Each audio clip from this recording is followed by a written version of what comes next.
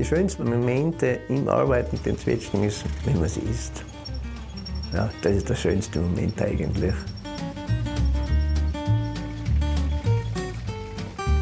Ich bin Landwirt und betreibe hier in Stanz bei Landeck die Gickos-Brennerei.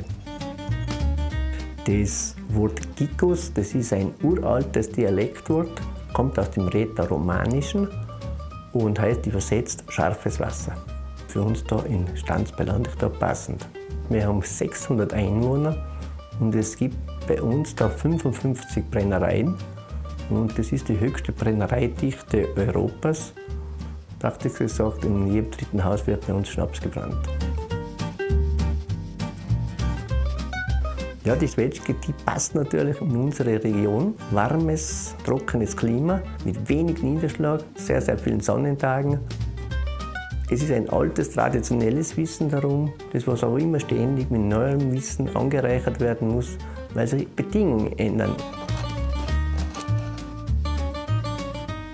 Bei uns im Betrieb wird das traditionelle Doppelbrandverfahren verwendet. Das traditionell wird immer schon gemacht und ist das schonendste Verfahren zur Herstellung von Schnaps. Und auch natürlich das zeitaufwendigste Verfahren. Dass man schon als Kinder beim Brennen dabei war und da hat man immer den kleinen Finger dazu verwenden dürfen, um irgendwie das Obst zu erkennen. Und von da weg beginnt eigentlich diese Leidenschaft für Obst, die Leidenschaft für Brennen. Und das ist eigentlich bei uns in die Wiege gelegt.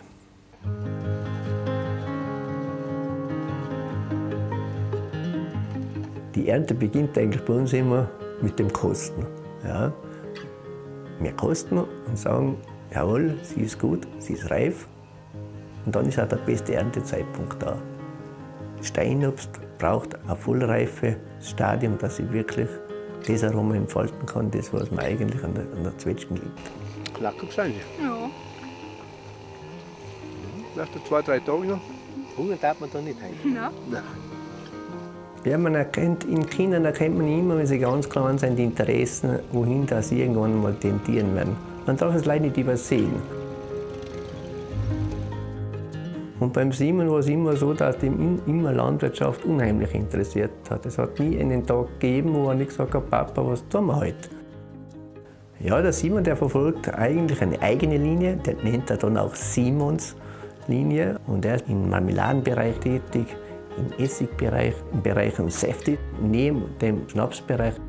Ich glaube einfach, dass es ganz wichtig ist, dass junge Leute sich selbst verwirklichen können, ihren eigenen Ideen nachgehen können und dass man eigentlich diesen Ideen nicht im Weg stehen darf. Hast du eine Schnapsidee nicht die schlechteste Idee? Wenn sonst keine hast, ist die eine. Ist das die beste? Ist das die beste?